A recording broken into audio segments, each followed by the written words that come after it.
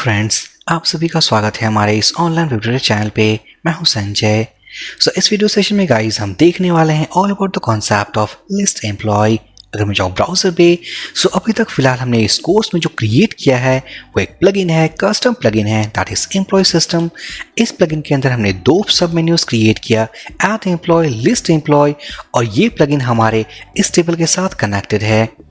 साथ ही साथ जो हमने लास्ट वीडियो में देखा कि इस ऐड एम्प्लॉय फॉर्म को यूज करके, इसके इनपुट वैल्यूज को यूज करके हम किस तरीके से डेटा को सेव करें। अब हम इस वीडियो में देखने वाले हैं ये जो हमारा सेकंड मेन्यू है लिस्ट एम्प्लॉय, ये जो स्टैटिक रो है, इसको रिमूव करके हम इन डायनामिक रोज को किस तरीके से यहाँ लिस्ट करें।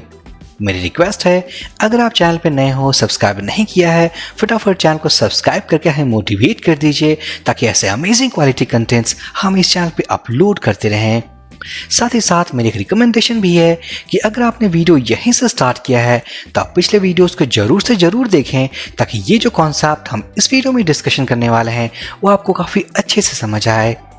तो जैसा कि हम जानते हैं, पिछले वीडियोस में हमने ऐड एम्प्लॉय लेआउट को यूज़ करके एम्प्लॉयज को क्रिएट किया था। इस वीडियो में हम इन सारे डेटास को हम यहाँ लिस्ट एम्प्लॉय में लिस्ट करने वाले हैं। चलिए स्टार्ट करते हैं।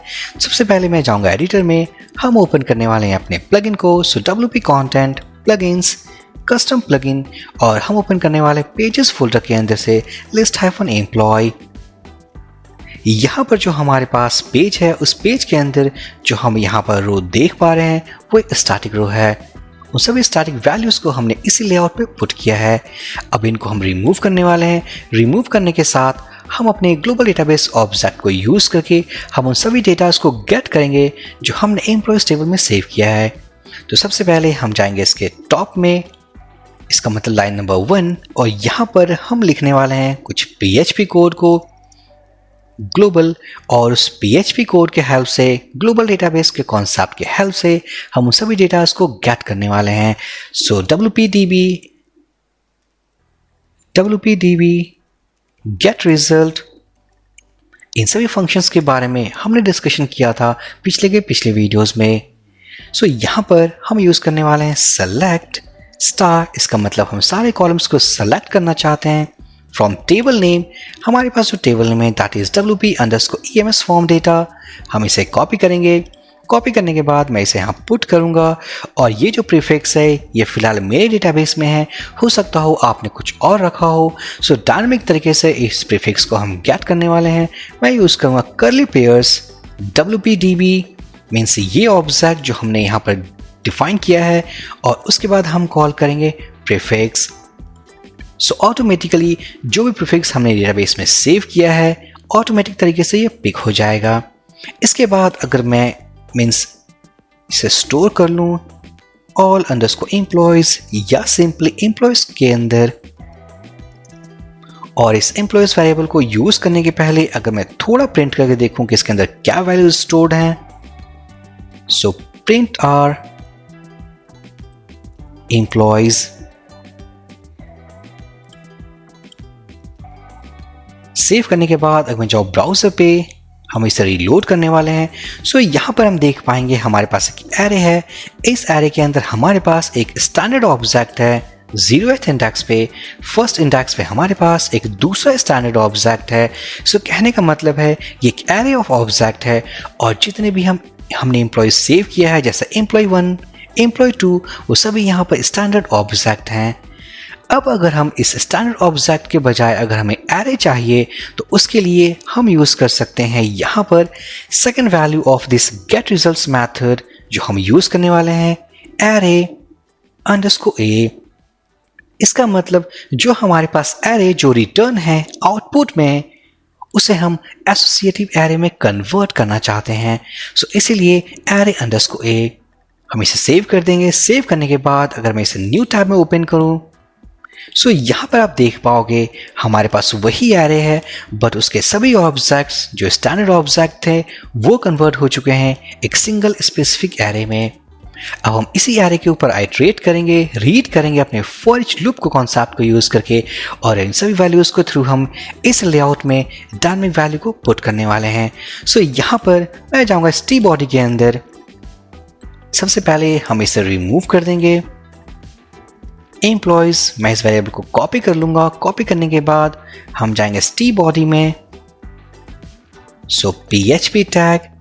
सबसे पहले हम ये चेक करने वाले हैं कि क्या हमारे एम्प्लॉयज़ वेरिएबल के अंदर एम्प्लॉयज़ है कि नहीं। So count employees greater than 0, इसका मतलब हमारे पास एम्प्लॉयज़ हैं।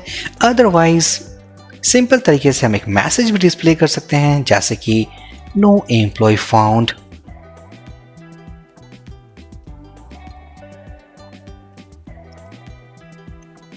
अगर हमारे पास एम्प्लॉय है, मैं चाहूँगा इस इफ ब्लॉक में हम यूज़ करने वाले हैं फॉर ईच लूप, और इसके अंदर हम पास करने वाले एम्प्लॉयज़ वेरिएबल और उसके सभी एरे को हम रीड करने वाले हैं by using this variable call employ.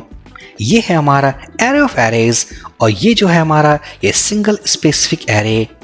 अब इसी सिंगल स्पेसिफिक एरे जो हम देख पा रहे हैं अपने इस एरे के अंदर, हम उन एरेज को रीड करके उनकी वैल्यूज़ को फैच करेंगे।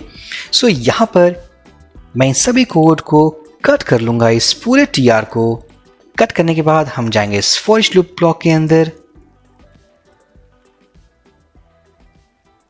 हम इसे पेस्ट कर देंगे। पेस्ट करने के बाद हमारे पास जो स्टैटिक आईडी है 1, उसके जगह पे हम लिखने वाले हैं इस वेरिएबल के थ्रू रिमूव कर देंगे फर्स्ट PHP ई को, जबकि एक एरे है हम यूज़ करने वाले हैं स्क्वायर ब्रैकेट, सिंगल कोट्स या डबल कोट्स, उसके बाद वेरिएबल नेम। सो ID, इस ID के थ्रू हम उस ID को गेट कर सकते हैं। सो इस तरीके से अगर मैं इस पैटर्न को कॉपी कर लूँ, ये है हमारा नेम। सो मैं यूज़ करने वाला हूँ नेम की। नेक्स्ट है हमारे पास ईमेल वैल्यू, ईमेल, उसके बाद है हमारे पास gender, and finally designation. So save करने के बाद अगर मैं जाऊँ ब्राउज़र पे रिलोड करूं, तो हम देख पाएंगे सक्सेसफुल तरीके से इन सारे डेटास को जो हमने पिछले वीडियो में सेव किया था उनको बाइंड कर दिया है अपने इस लिस्ट एम्प्लॉय लेआउट के साथ। बट यहाँ पर हम कुछ चीज़ों के ऊपर और काम करने वाले हैं, जैसे कि जेंडर, ये जो M कैरेक्टर है या जो F कैरेक्टर है इसे कैप्स में करना है। साथ ही साथ ये जो एक्शन बटन्स हैं जिनके ऊपर अभी कोई फंक्शन नहीं है, उन फंक्शन को भी हम इनेबल करने वाले हैं। सो मैं जाऊँगा एडिटर पे। सो यहाँ पर सबसे पहले जो फर्स्ट कैरेक्टर है जेंडर का, हम उसे कैप्स में करने वाले हैं। सो मैं यूज़ करने वाला UC फर्स्ट, एक फंक्शन है PHP का। सेव करने के बाद अगर मैं रिलोड करूँ तो हम देख पाएंगे हर वर्ड का जो फर्स्ट कैरेक्टर है वो कैपिटल लेटर है। नेक्स्ट हम जाएंगे अपने बटन्स के ऊपर, edit, delete and view. So in functions means in buttons के ऊपर जितने भी फंक्शंस हम इंप्लीमेंट करने वाले हैं वो हम नेक्स्ट वीडियो से देखेंगे। बट यहाँ पर हम इन बटन्स के ऊपर कुछ सेटिंग्स करने वाले हैं, जैसे कि अगर एडिटर पर बटन पर हम क्लिक करें तो जो एम्प्लॉय आईडी है उस एम्प्लॉय आईडी को हम URL पे सेंड करेंगे, ताकि नेक्स्ट वीडियो में जब हम काम करेंगे अपनी एडिट वाली फंक्शनैलिटी पे तो वहाँ पर हम उस एम्प्लॉय आईडी को URL से गेट करके हम उसके ऊपर काम कर सकते हैं। सो यहाँ पर मैं इस जावास्क्रिप्ट को रिमूव करूँगा, PHP टैग, और इस PHP टैग के अंदर ई को, या उससे पहले अगर हम इस URL को कॉपी कर लें admin.php page equals to list employee, हम इसे पुट कर लें add employee question mark page equals to list employee, और यहाँ पर list employee की जगह पे मैं टाइप करने वाला हूँ add employee, क्योंकि अगर हम इस एडिट बटन पे क्लिक करें, क्लिक करने के बाद हम जाने वाले हैं इस ऐड एम्प्लॉय में और हम एम्प्लॉय आईडी को पास करेंगे। एम्प्लॉय आईडी को गेट करके हम उसके एग्जिस्टिंग इन्फॉर्मेशंस को हम इस फॉर्म में फिल कर देंगे, और कुछ सेटिंग्स करने के बाद ये जो फॉर्म होगा, फिलहाल ये ऐड एम्प्लॉय है, बट कुछ कंडीशंस को यूज़ करके हम इसी फॉर्म को कन्वर्ट कर देंगे एक एडिट फॉर्म में। सो हम इसी पेज को यूज़ करने वाले हैं। सो इस पेज का जो स्लग है दैट इज एम्प्लॉय सिस्टम, तो ये होगा हमारा एम्प्लॉय सिस्टम। साथ ही साथ हम एक क्वेरी स्ट्रिंग वेरिएबल एक और यूज करने वाले हैं, जैसे कि employee ID. So emp ID equals to, हम इसे कॉपी कर लेंगे क्योंकि ये हमारा एम्प्लॉय आईडी है, और हम इसे यहाँ पेस्ट कर देंगे। नेक्स्ट है हमारे पास delete button and view button.